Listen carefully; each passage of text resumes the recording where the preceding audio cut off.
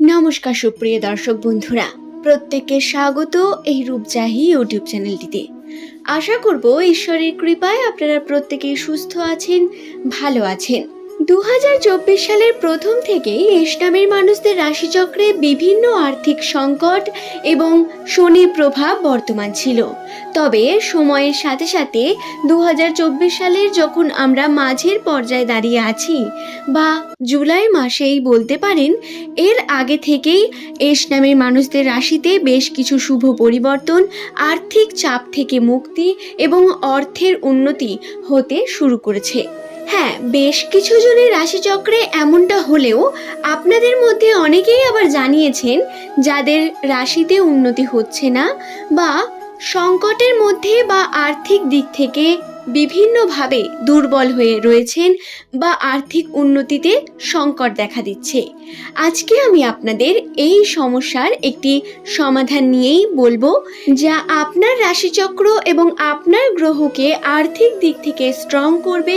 বৃহস্পতিকে strong করার কারণে আপনার গৃহে কিন্তু অর্থ আসবে বা অর্থ আকর্ষণ করতে পারবেন আপনি এই কার্যগুলির মাধ্যমে।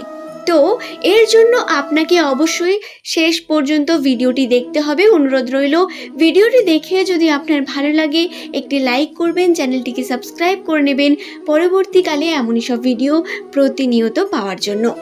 সুপ্রিয় দর্শক বন্ধুরা, 2024 সালের জুলাই মাসের 13 তারিখ থেকে 17 তারিখ এই সময়ের মধ্যে অত্যন্ত শুভ একটি চন্দ্রের যোগ বর্তমান। সুতরাং প্রত্যেক এস নামের ব্যক্তিরা এই সময়টিকে কাজে লাগাতে পারেন এবং এই সময়ে আপনি যে কর্ম মনোযোগ সহকারে করবেন এবং এই সময়ে যদি আপনি আপনার ইষ্ট দেবতা, সে কোনো ঈশ্বর হোক, আল্লাহ বা যেই হোক না কেন, আপনি যদি তাকে স্মরণ করেন, তার সাহায্য আপনি অবশ্যই পেতে চলেছেন। জ্যোতিষশাস্ত্র অনুসারে আমাদের জন্মকুণ্ডলী হয়ে থাকে আমাদের জন্য সব থেকে বেশি গুরুত্বপূর্ণ। আমাদের জন্মস্থান এবং আমাদের জন্মকুণ্ডলী অনুসারে আমাদের ভাগ্য বিবেচিত হয়।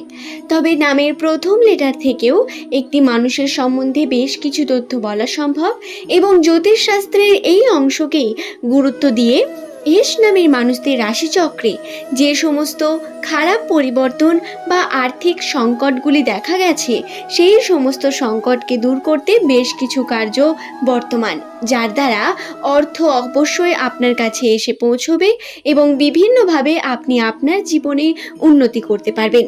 তাহলে কোন সেই কার্য, সেই সম্বন্ধে বিস্তারিত জেনে নেব। কিন্তু তার আগে আমি আপনাদের একটি বিষয় বলে রাখি, এই ভিডিও সম্পূর্ণ জ্যোতিষশাস্ত্র এবং এস নামের মানুষদের রাশিচক্রের উপর নির্ভরশীল। সুতরাং যে সমস্ত ব্যক্তিরা জ্যোতিষশাস্ত্রে বিশ্বাস করেন না তাদের জন্য এই ভিডিওটি নয়। এবং যারা এখনো পর্যন্ত ভিডিওতে আছেন, অবশ্যই নিচের কমেন্ট সেকশনে আপনার শুভ নামটি কমেন্ট করে জানাবেন। তাহলে চলুন বন্ধুরা, প্রথমেই আপনাদের যে কার্যটি করার কথা বলবো সেটি হলো পদ্ম ফুলের বীজ। হ্যাঁ, আমাদের ইতিহাসে এটি স্পষ্ট বর্ণিত। পদ্ম ফুলের বীজ হয় অত্যন্ত শুভ এবং এই বীজ অর্থকে আকর্ষণ করতে সাহায্য করে। এই কারণেই এই পদ্ম ফুল হয়ে থাকে মা লক্ষ্মীর প্রিয় এবং আর্থিক দিক থেকে উন্নতির জন্য আপনাকে এই বিষয়টি খেয়ালে রাখতে হবে। তাহলে কিভাবে করতে হবে?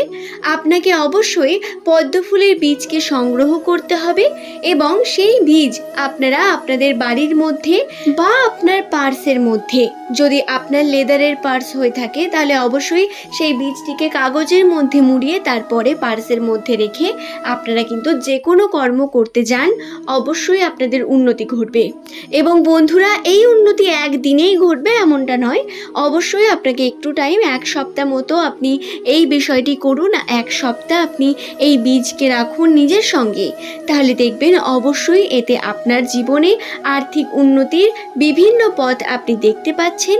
আর্থিক উন্নতিতে আপনাকে সাহায্য করবে, এই সমস্ত সমস্যা আপনার মুক্ত হবে। এছাড়াও পোস্তদানা, হ্যাঁ, পোস্তদানা হয়ে থাকে অত্যন্তই পজিটিভ একটি বস্তু।